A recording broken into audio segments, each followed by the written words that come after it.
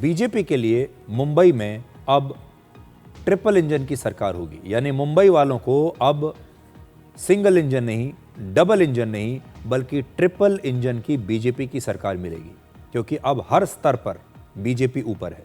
आप देखिए, लोकसभा, उसके बाद विधानसभा और उसके बाद अब म्यूनिसिपैलिटी। इसीलिए हम कह रहे हैं कि अब मुंबई में ट्रिपल इंजन की सरकार होगी बीजेपी की, जबकि ठाकरे भाइयों के लिए ये हार की हैट्रिक है।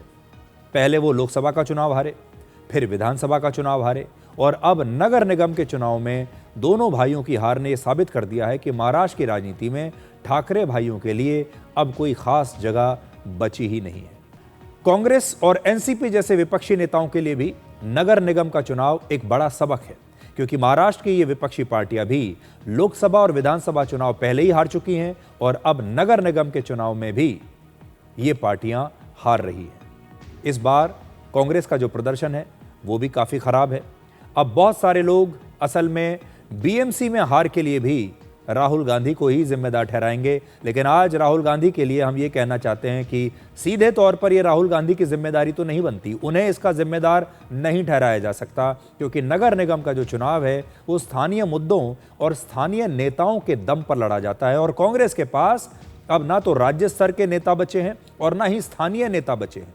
कांग्रेस के पास स्थानीय स्तर पर कोई ऐसा नेता था ही नहीं इन चुनावों में जो पार्टी को यहां पर जिता सके।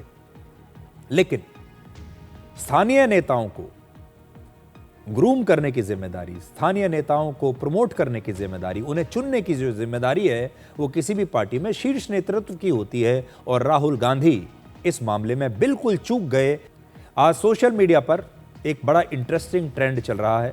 सोशल मीडिया पर आज रसमलाई ट्रेंड कर रही है, क्योंकि बीएमसी चुनाव प्रचार के दौरान राज ठाकरे ने तमिलनाडु में बीजेपी के नेता अन्नामलाई को रसमलाई कहकर उनका मजाक उड़ाया था। उनकी वो बात एक बार फिर से आज मैं दोहरा रहा हूं, देखिए। काल परवाकडे कोणतरी एक तामिळनाडूमधून रसमलाई आली होती। इससे ये सीख मिलती है कि नेताओं को अपने चुनाव प्रचार के दौरान बड़े बड़े बोल नहीं बोलने चाहिए और शब्दों की मर्यादा बनाए रखनी चाहिए, क्योंकि हारने के बाद उन्हीं बयानों का इस्तेमाल करके इन नेताओं का मजाक भी उड़ाया जाता है। राज ठाकरे की पार्टी महाराष्ट्र नवनिर्माण सेना का 29 में से 24 नगर निगमों में एक उम्मीदवार भी नहीं जीता है।